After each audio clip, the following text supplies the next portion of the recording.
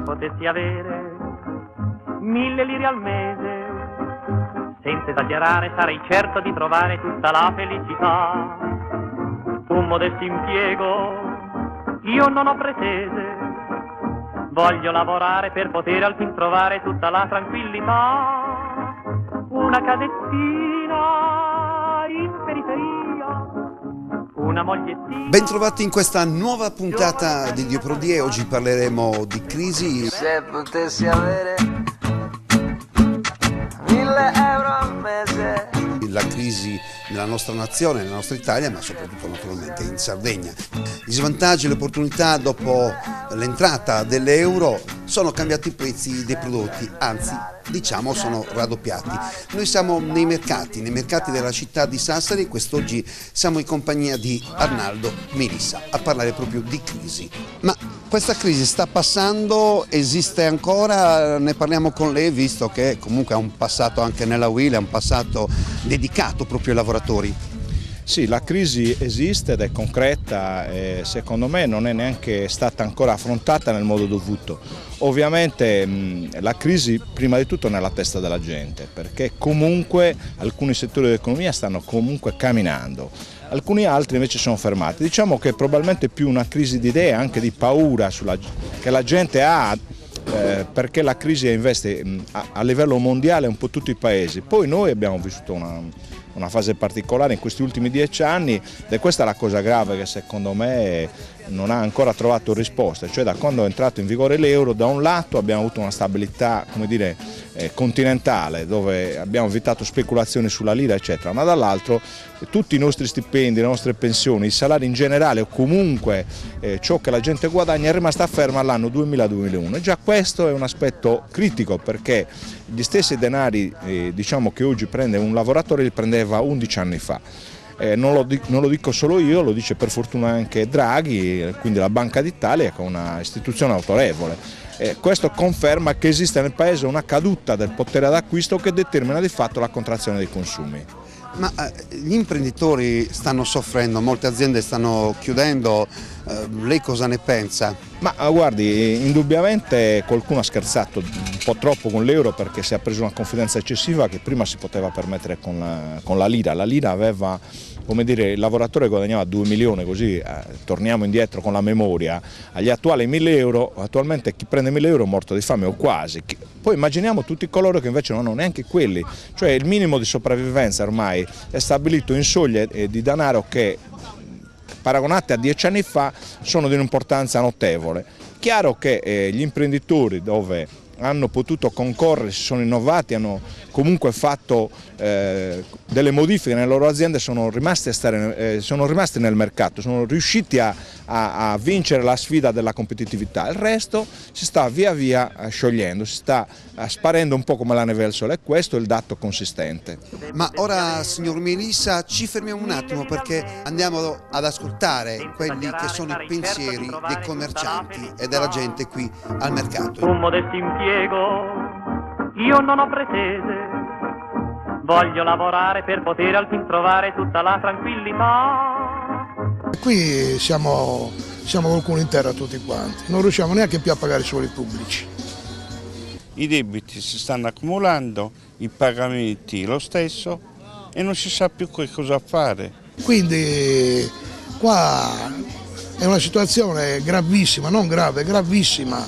E purtroppo nessuno interviene né per dare lavoro a tanta gente disoccupata, solo promesse tipo Fiume Santo, tipo Porto Torres, che questi operai si stanno dannando l'anima, promettono sempre. Stanno tentando di aiutare quelli che arrivano da fuori, quando siamo già qua albanesi noi. Lasciamo perdere i politici, che intervengono i politici per dare promesse, posti di lavoro, per risanare alcune fabbriche che stanno chiudendo o che devono chiudere, e non si sa più cosa fare, la gente vede. Guardi, i prodotti ci sono, la roba c'è, cerchiamo di venire incontro a tutti quanti. Solo che la crisi c'è, non aumentano pensioni, non aumentano stipendi, è quello che conta adesso. Qua siamo albanesi, Sardegna, non siamo italiani, siamo albanesi. Il mercato è vuoto, deserto. Indipendenza, uscire proprio dall'Italia, se vogliamo superare, se no qua siamo già morti. noi stiamo facendo del nostro meglio per lavorare, per venire incontro a tutti, però soldi non ce n'è. I prezzi sono abbordabili, non si sa più cosa fare e poi c'è tanta gente che chi si è messo nuovamente carico, altro furgone, altri problemi e ci sono i pagamenti non lasciano tempo. Zero. Noi non riusciamo a pagare l'IPI, non riusciamo più a pagare niente. Stiamo per andare a buttare 2 bombe lì all'Equitalia.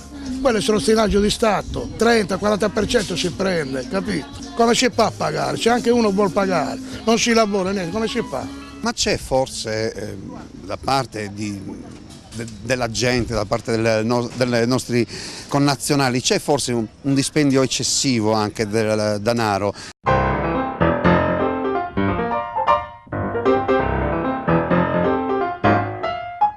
Rispetto agli altri anni è cambiato qualcosa nel modo di fare la spesa con l'aumento dei prezzi oppure non è cambiato niente per lei? No, non molto, mi sono sempre comportato guardando prezzo e qualità, sempre al chilo. Sì, è cambiato, adesso guardo un po' di più al prezzo piuttosto che alla marca. Prima anche si spendevo, non so, quando c'erano le lire si spendeva anche 1000 o 2000 lire in più, non è che ci facessi tanto caso, invece adesso guardo al centesimo. Sì, indubbiamente diciamo che, ecco, trasformiamo le cose tra sentimento e razionalità, nel senso che in una crisi di questo tipo bisognerebbe usare anche il cuore, per vincere la sfida ci vuole fantasia, ci vuole coraggio. Noi invece pensiamo di affrontare questa crisi usando la razionalità, però non abbiamo fermato. Io faccio un esempio, non ho nulla contro i grandi gruppi, i supermercati, però ecco, Sassari è un esempio eclatante a livello forse nazionale e internazionale di un'eccessiva concentrazione di grandi supermercati. Questi cosa hanno prodotto? Da un lato la grande fruibilità delle merci e dei prodotti di tipo tecnologico avanzato eccetera, che la gente consuma e quindi l'accesso al credito al consumo con le finanziarie e quant'altro, ma allo stesso tempo sono spariti tutti i piccoli negozi e negozietti, compreso il calzolaio che prima si trovava a Città Mercato. Questo che cosa fa? Impoverisce il tessuto e i grandi gruppi internazionali come i francesi, che hanno spostato le loro attenzioni in altri paesi, ci portano via il denaro contante, quello di tutti i giorni. La gente è convinta di risparmiare, in realtà stiamo impoverendo il paese. Questo è un problema serio che secondo me la politica non ha affrontato. All'interno della regione vi sono fasce di consumatori interessati al prezzo, fasce di consumatori interessati invece più alla qualità. Per molti il vero problema, la vera risorsa scarsa è il tempo, per cui scelgono l'acquisto non solo in base alla convenienza ma anche in base alla comodità, alla vicinanza e alla disponibilità di esercizi in grado di soddisfare le loro esigenze. Ci guardo i prezzi, guardo tutti i tipi, dedico parecchio tempo, sì. Dipende da che spesa devo fare, se faccio una spesa veloce vado più vicino a casa, quando devo fare una spesa un po' più importante mi sposto un pochino più lontano, però non di molto. Intanto lo ricordiamo, siamo in compagnia di Arnaldo Melissa, ex della UIR, della provincia, ex sindacalista, si può dire tranquillamente. Ecco, ma lei ha vissuto delle vertenze importanti, le vertenze sul petrolchimico e quant'altro. Ecco, cos'è cambiato in questi ultimi anni? Stiamo parlando di 2, 3, 4 anni fa. Ecco, cos'è cambiato da allora a oggi, secondo il suo pensiero?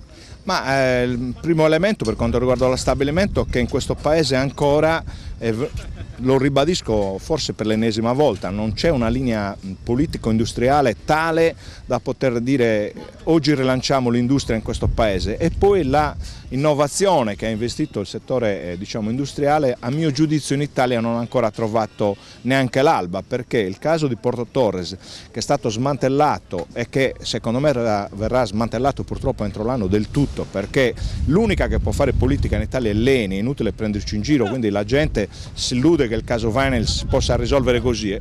Io lo spiego alla gente che ci ascolta, perché avendolo fatto per tanti anni credo di poter capire un po' di più del comune cittadino che non segue magari le cose. È come quando uno ordina una casa e le dicono guarda, i tuoi mattoni costeranno €1 l'uno, poi improvvisamente io decido, dopo aver firmato il contratto, che quei mattoni costano non più €1 ma €4. È chiaro che il mio piano di acquisto della casa viene triplicato e quindi io non sarei in grado di costruire. È quello che è accaduto a Porto Torres con il prodotto della materia prima. che da un lato l'ENI produceva della materia prima a un costo, oggi chi deve subentrare la paga 3 volte di più. Quel programma di investimenti secondo me non andrà a buon fine. Mi auguro vivamente di essere smentito, ma la verità vera è che ancora non si è avuto la capacità di affrontare l'ENI e di costringerlo a sedersi con i sardi, col governo della Sardegna, per investire nella chimica e nell'industria. E il governo, a mio giudizio, non ha una linea industriale. Questa è una cosa grave, non ce l'ha questo governo, ma non ce l'ha avuta nessun governo negli ultimi 20 anni, salvo poi difendere la Fiat e qualche altra grossa fabbrica.